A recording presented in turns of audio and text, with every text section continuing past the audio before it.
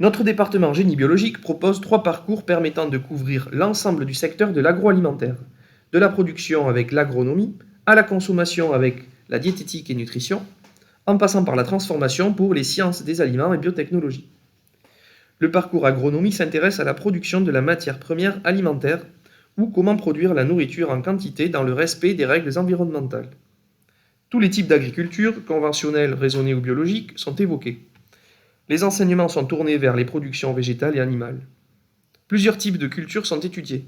Les grandes cultures, la viticulture, le maraîchage. De même, différents élevages sont détaillés. Bovins, ovins, caprins, volailles. On retrouve aussi des cours sur le fonctionnement des écosystèmes, la pédologie et l'étude des sols, ou encore les statistiques pour interpréter des résultats d'expérimentation végétale. Puis des cours d'économie et de gestion des entreprises agricoles. De nombreux débouchés sont envisageables après le parcours agronomie. Technicien d'expérimentation végétale, conseiller agricole, technicien en chambre d'agriculture ou en organisme de certification en agriculture biologique par exemple, plusieurs secteurs d'activité sont accessibles.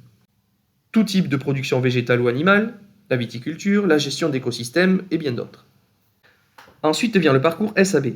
À partir de la production agricole, les étudiants de ce parcours étudient comment transformer les aliments en produits élaborés commercialisables. 3 types de débouchés sont possibles. Le premier est la production, c'est-à-dire les process biotechnologiques et physico-chimiques de transformation des aliments. Par exemple, comment transformer la farine de blé en pain.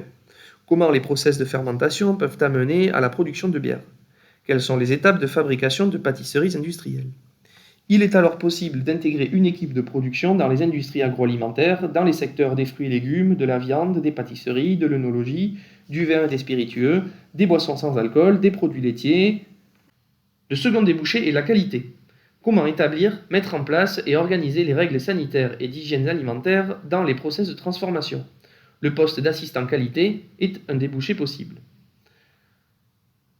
Le troisième est le domaine des analyses et le travail de laboratoire. Afin de savoir si un produit transformé respecte les normes d'hygiène et vérifier qu'il est sans danger pour le consommateur, il faut être capable de l'analyser d'un point de vue biochimique, microbiologique ou physico-chimique.